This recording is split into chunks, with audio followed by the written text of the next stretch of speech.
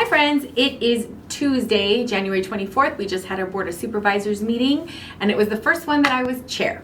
So it was interesting. Our dais looked different, not only where everyone was sitting, but we also had County Administrator Lesher and our Civil Division Legal Counsel, what is he? I don't, his title escapes me. He's our legal counsel and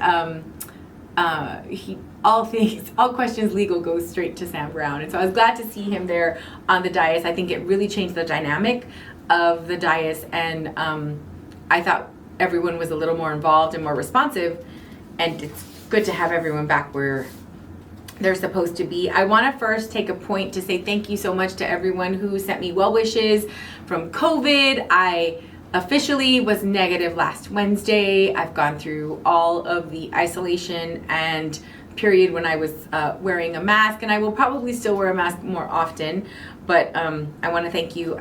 Paxlovid is just really an amazing medication that, while it gives you a kind of funky aftertaste, really immediately curbed a lot of the duration and the severity of my symptoms with COVID. I had a cough and a little bit of a fever and just was really, really tired. And once I started taking it almost immediately, and I want to thank my doctor, Dr. Lisa Sultani, who just was right on it, sent me the prescription, started taking it right away, and really after the first dose felt better. So thank you so much for all of that.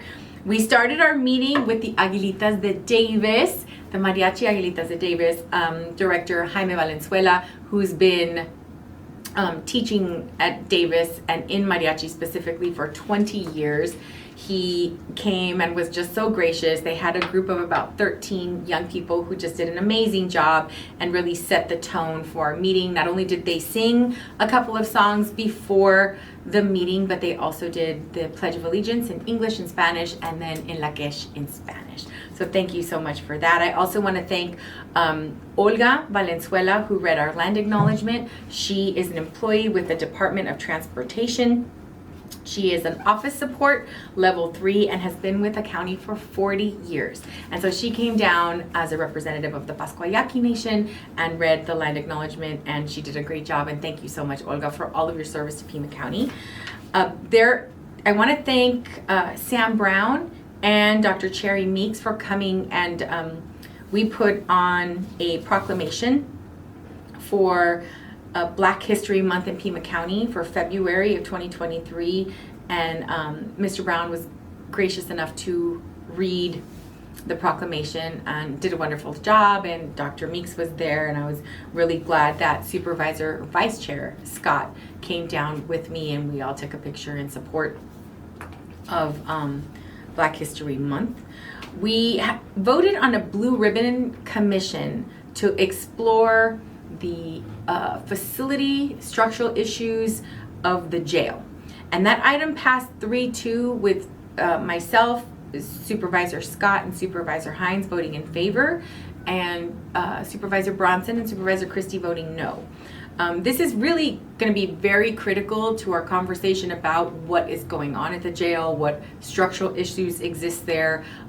We've had an opportunity to do a tour, and I definitely think that there is a lot of support and interest to get this Blue Ribbon Commission going, and County Administrator Lesher is going to bring back a list of commission members on February 21st. So I think that that's going to be really helpful. The item passed for the city of Tucson and Pima County to buy in and share the 311 cellular phone number for those kind of services. That's owned by the city, and so 311 is going to be housed at the same center as 911. I think it's important for us to do everything we can regionally, and so that was a contract that was approved. We approved a meeting schedule through December of the entire year, so if you have any questions about when we're going to be meeting, please go ahead and look to that. It was a little frustrating for me that we would only vote for the board meeting calendar every 3 months, and so this to me made a lot more sense. So the approval is through December 2023. The item passed 3-2. It was voted no by Supervisor Bronson and Supervisor Christie, because we were meeting in July, and for the last 2 years, or according to Supervisor Bronson, it's been 10, but definitely the last 2 years that I've been on the board, we don't meet in, we only meet once in July, and the business of the county continues whether it's summer or not. So it was important to me and Supervisor Scott and Supervisor Hines that we meet at least minimally 2 times a month. And so we had an item that was brought forward by Supervisor Christie, addendum item number 5.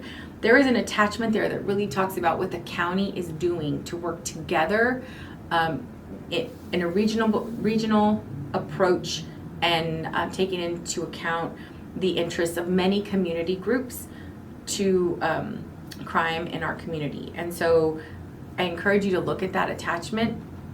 I think it was really helpful and informative. We also had an addendum item number 8, which we received a letter of support from County Attorney Conover, from Sheriff Nanos, from Chief Kazmar, as well as the NAACP, to look at the initial appearances. And that's been an item that has come up several times in several board meetings.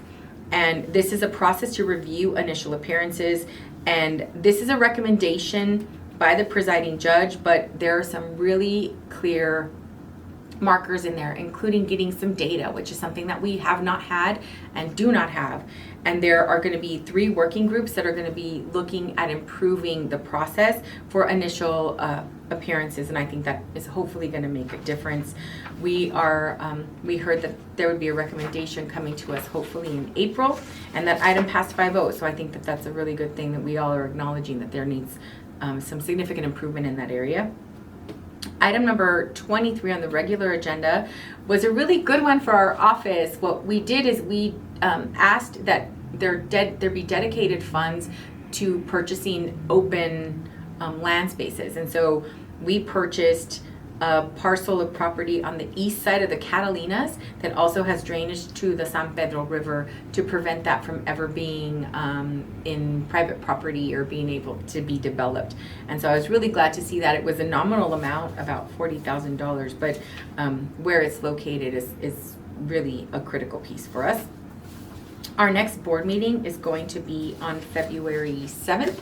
And I would like to say that we are trying to address some of the concerns with the call to the audience in the civility of the call and the fact that everyone should feel welcome to be a part of Pima County government by participating. We've been encouraging people to come down to call to the audience since first joining the Board of Supervisors. I think that that's really important, and trying to balance people's ability to speak at the public call while being respectful, civil, not being slanderous or impertinent, using remarks that are really harmful, I think, to civility in our community. And so there was a little bit of a bump up there, but I think it is going to get better. I do think that it's important for us to really kind of have a understanding of what it means to be participating in a public meeting.